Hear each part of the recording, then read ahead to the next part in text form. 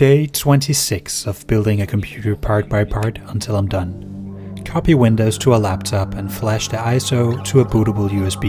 Insert the USB into the target computer and power it on. It works. Press F2 rapidly to gain access to the boot menu and you should be off to the races. Remember to select the Windows partition on the new bootable drive that you made, and this looks perhaps a bit bad. Don't worry about that. Yeah.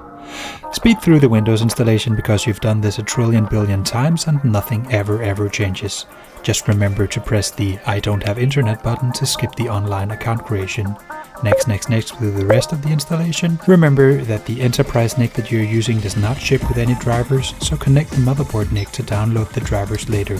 Remember that you're seriously behind in regards to Windows updates and you need to reboot a few dozen times. At this point, install the networking drivers that you downloaded earlier, which makes it possible to disconnect the motherboard NIC once again and let the enterprise NIC take over. At this point, install all the games on Steam that you want to, set the monitors to a normal resolution because you have graphics card drivers at this time, and then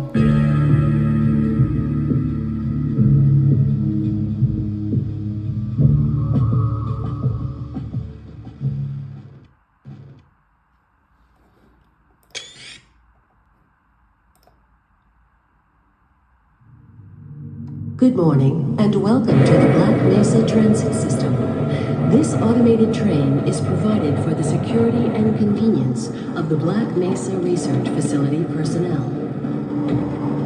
The time is 8:47 a.m.